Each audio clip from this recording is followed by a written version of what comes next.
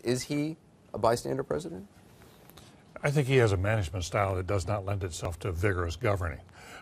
He's a first-class individual. He's a moral man, and I worked for Nixon. We don't always have that.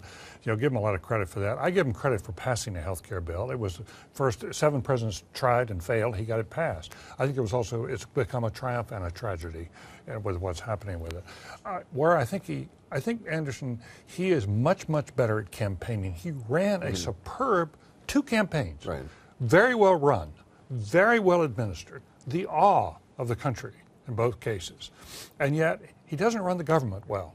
And so what is that? Why can somebody run it's just completely different I think it's a very different exercise with very different kind of talents. And I think they came in with thinking the White House was essentially a political instrument as opposed to a governing instrument. And the inner circle was mostly political. Right. If you look back at Bill Clinton, his inner circle were mostly his policy people. His next circle out were his political people. So even you believe even on issues of national security or domestic policy, they're running it through a political prism. They're running it through a group of political and economic political decisions. I find that this healthcare law surely belies that. I mean, if you wanted just to be popular, if you wanted to be purely political, you wouldn't touch this with a barge pole. I think I think he touched it and grappled with it because he believes in it.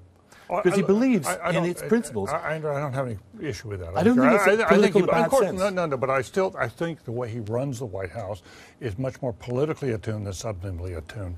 Most Democratic presidents who come in with bold ideas about using government often bring heavyweights with them to make sure that they not only pass it, but they put it into place. When LBJ was there, he had Joe Califano. When Franklin Roosevelt was there, he had heavyweights around him to run his domestic programs. You do not see this with President Obama. Who is his domestic counselor?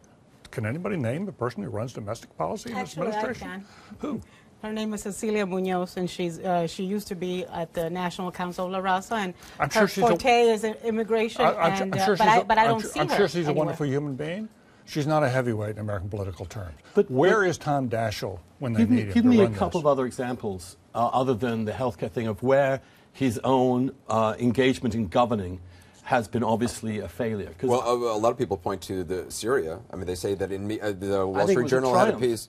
Well, the Wall Street Journal has a piece saying that basically he's been disconnected during meetings, kind of literally with his body language, checking his phone, shooting guns. Because he didn't want to invade Syria when we've elected him not to invade Syria. If you ask the American people, do you think the stimulus program was well conceived and well run, you would find by a heavy majority they'd say no. And they'd be wrong. No, they'd be right. It was an incredibly effective. It was not an effective program. It was. It saved us from the second Great Depression. We've had the worst recovery since the Great Depression. Yes, because we've been imposed austerity by the sequester and in the States by Republicans.